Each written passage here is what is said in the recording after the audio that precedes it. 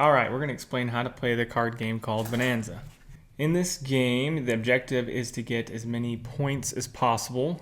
You get points by matching beans. So in this example, you can see my hand, I have 2 red beans. If these were matched together, they would give me 1 coin or 1 point. So the more matches you have, it exponentially increases the amount of reward you get. In this game, there are more rare beans, and then there's more common beans. So this number at the top shows how many beans there are of that type in the entire deck of cards. So 8 is pretty low. The lowest is 6. Unless you're playing with the cocoa beans, then there's only 4 of those. The highest beans is the coffee bean. There's 24 of those. So to start the game, everyone gets 5 cards dealt to them. And probably one of the most important rules, I've been kind of messing around with my hand, but the most important rule in this game is that you cannot rearrange your hand. So whatever you're dealt needs to stay that way. And the reason is because you play only the front card, this card here on the very right. That's the only card you can plant. Something we forgot to mention in this are the sides of the bean board or bean planting field.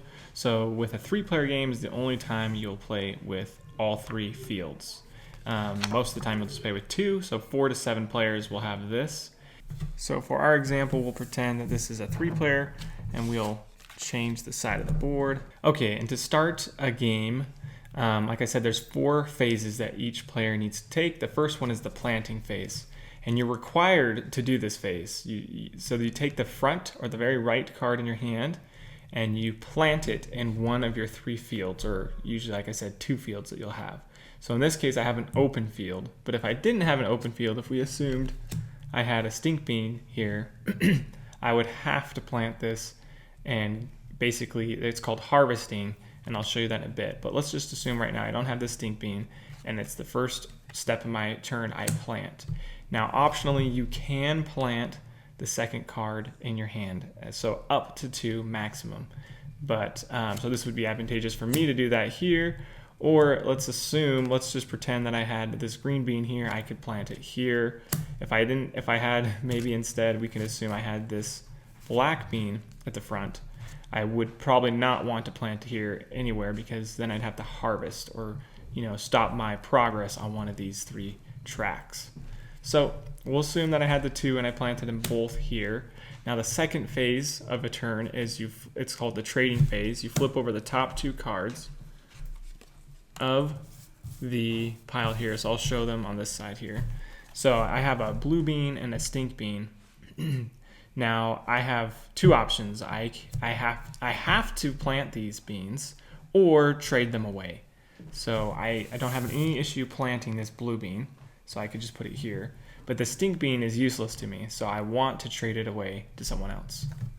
Now, if everyone decides they don't want the stink bean as well, I then have to harvest one of my 3 fields. So I can, let's assume this is as it is. I could take the stink bean and again, you can't discard this. So let's say the red beans, I got 2 of the 8, right? That's kind of a hard one.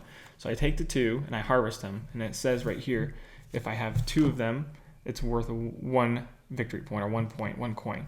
So you discard one of the cards and you flip over the other one, and this becomes kind of a point tracker for you. So you have 1 coin, 1 point. If you get more, you keep adding your coins there. One other rule is, let's assume instead of having 2 red beans here, and I had this stink bean I had to plant, let's assume that pretend we had just the 1. You have in this game something called the 1 bean rule, the 1 bean protection rule. I cannot just discard this and put it here because it's 1 bean. I have to choose one of these other 2. Again, if you had all 3 of them that are 1 bean, now you can choose between any of them. A few rules about trading. You can give away cards from trading, and you can also you can trade more than 1 bean for another bean. So let's say the example, we're backing up here. Let's pretend that I flipped over these 2 red beans, and I didn't. Let's say I didn't want the coffee bean, and I wanted to trade away, but Karen really wanted the coffee bean. So she could give me 2 cards. Maybe she gives me 2 red beans, and I give her the coffee bean. Whatever we trade, the trader, so my turn, the person whose turn it is in, as well as the person I traded to, both have to plant those by the time trading's done. And there's no trading to anyone other than the person whose turn it is. So if there were 3 of us, Karen and another person, they would both have to trade with me. They couldn't trade with each other.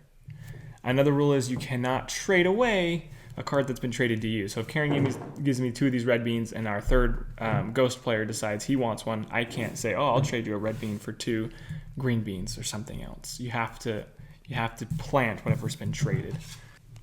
You can gift, and you can also trade what's in your hand. So if let's assume again that I had this coffee bean and Karen had these 2 beans from her hand. She's trading those 2 red beans straight from her hand to me. She might say, I want the coffee bean as well as a black bean. So I have to take this out of my hand and give it to her, and we can trade. You can do that as many or as different as you want. Just remember not to mess up the order of cards. We do that a lot, where you'll take it out and then they'll say they don't want to trade and you don't remember where it goes. So after you've planted your traded cards, the last step is to draw 3 cards, which sounds simple, but you just need to remember when you draw them, you place them one at a time in the back of your hand. So 1, 2, and 3. Again, order really matters, so you have to make sure that you get that correct.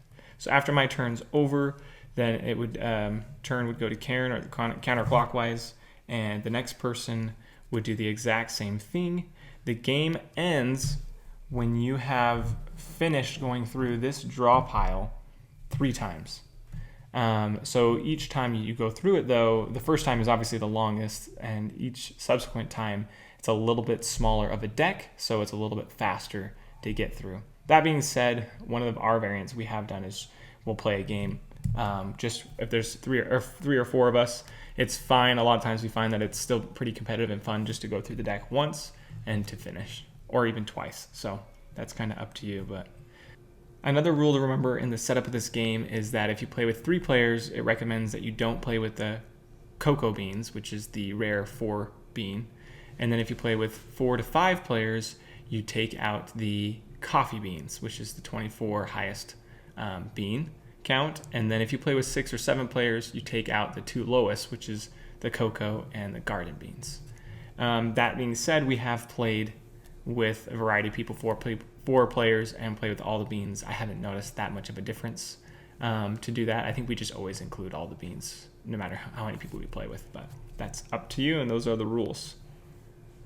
One last rule we forgot to explain is harvesting. And in this game, you can harvest your beans at any time, even if it's not your turn. And what harvesting means is that you can basically remove or get points for your fields. So in this case here, I wouldn't want to harvest these blue beans because I need 4 to get at least 1 point. So if I had this green bean here and I wanted to harvest it, this is perfect because I have 4 of them. I can get 1 point, or I could try to wait. But in this example, I'll just take all 4 of them, and then I only keep 1 point. So I had my 1 point over here from before, I just add to it. That's how I keep track of my coins or points. And the other 3 go into this card pile. Again, once you're finished going through this pile, you will shuffle all discarded cards together and make a new, or the second pile for the second round. After that third round, you do the same thing, or the second round, you do the same thing for the third round, and it will finish. The last card being drawn means the game is complete. Okay, we're going to show you an example game play with just Karen and myself. So I'll go first. Again, the first step is to plant. Remember not to reorganize any of your cards after you've been dealt the 5. So we have 3 fields here. I'm going to plant the red bean in the first field, and I have no reason to really plant this second one now, but I might as well, so I'm going to go ahead and do that since I have the option. Now I'll flip over 2 for trading, and I get lucky to get 2 that I want. I won't even talk about trading with Karen, and I'll just place them in my stink bean pile. And now that I've placed, that was third step. My last step is to draw 3. 1, 2, and 3. I'm done. Okay, so my card is the chili bean. I'll plant that one. Since Perry has most of the stink beans, I probably don't want to plant a stink bean. So I'll keep that in my hand. And then flip over 2 both blue beans, I will plant both of those and not trade. She could still, in her turn, trade gift, but obviously since there's just two of us, one reason you'd want to gift is if I had a blue bean at the front that I really didn't want to plant my next turn, I might say, I'll give this to you for free, and you could do that. Or I could give her my blue beans in the back, but that wouldn't really do me any good. So I have no problem at the moment planting this wax bean, so I'm not going to ask her if she wants that for free. So now it's my turn. I have to plant, and then I will not plant anything else. So I will flip over 2. I got exactly what I needed again. So I'll plant wax beans. I still need one more wax bean for that to even be worth a point. So I'm still going to consider trading things from my hand. I mean, technically you should be trading before you plant, but so I could ask Karen if she wants 2 green beans and to trade these for anything from her hand. We'll put these 2 wax beans back out here as they still haven't been dealt with yet, but I'm not trading these. I'm just trading straight from my hand, which is allowed. Yeah, I'll give you the stink beans or the green beans. So we both put these on the side technically, and now we both have to plant. So she immediately plants. I immediately plant my stink beans and wax beans. Can I gift to you? You can give me a card, yeah. If your next card you don't want is a wax bean, I have no reason not to take that. So I guess one reason would be that I want you to, I want you to have an issue planting. And then my end of my turn, I draw 3, and now it's Karen's turn.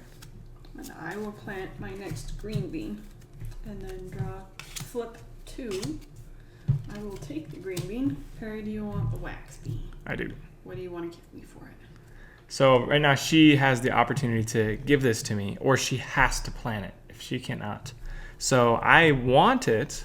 I already have 4. I need 3 more, but really I don't need to trade her anything from my hand. But at this time, I don't really want these in my hand or this. So it kind of depends how you want to play, but I could make I could make this bad trade, so to speak. We'll just give it as an example.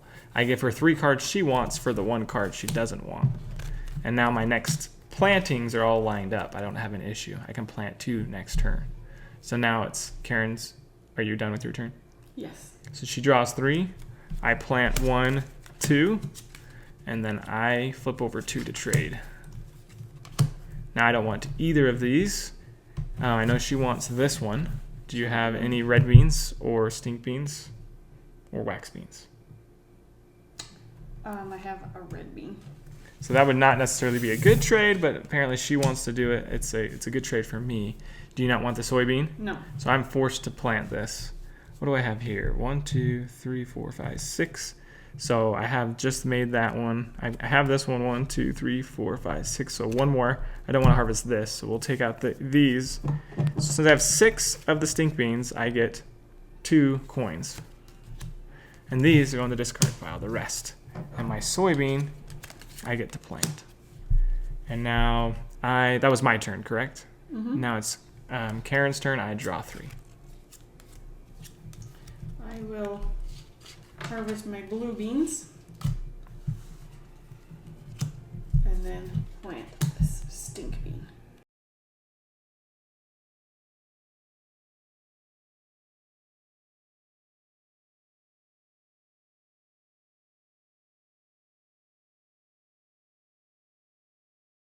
All right, we're at the end of the game, and Karen just flipped over and planted those green beans. So we have 1 card. She's drawing that for the end of her turn, right? She needs to draw 3, but there's only 1 left, so the game ends. So I'm done. I take these cards. I'm not using, and I mean technically we would go 2 more rounds of shuffling this, but we're just showing you as if this was the end of the game as far as three decks. But so now we are going to harvest the last of our beans. So I have 2 black beans. That's worth 1 point. Discard. Again, you wouldn't do this at the end of the first round. At the end of the first round, you would just shuffle this and start over. But we're just pretending there's no other cards here, and we're just harvesting at the very last of our turn. So I have 8. So I get 2 coins from coffee. For 8? I maxed out coffee and wax, so it was a pretty good game for my high score cards. And then I have 3, 6 here, so that's 2 points for blue. And Karen, what do you have left? Nothing. Nothing. And then discard cards.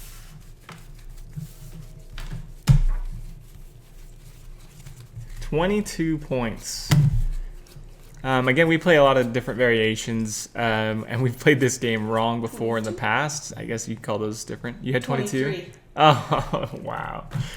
Of course. But these are higher scoring points than we usually do, especially for the first round. Usually it's around 15 or 16. We had these 3 here, so having more fields to harvest. We also gave each other quite a few cards when we didn't want them, and really helped each other out as far as that goes. Sometimes you get people and you're playing with that really want you to be messed up when you flip over a trade card and can't play it. Sometimes you just really want to make sure that you almost help each other out. You like fix each other's runs, so to speak. So there are options or rules for a 2-player game variant. Here they are, so you can see them. We have not played this game this way. Every time we've played 2 players, we have just played with the 3 fields like you would in a 3-person game. Basically, you do everything the same as a 3-player game.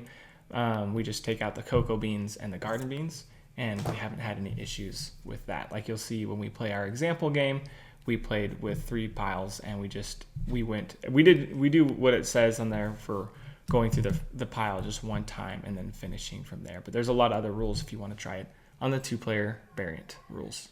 All right, so that's how you play Bohnanza. Hopefully this was helpful to you. If you have any questions, leave it in the comments below.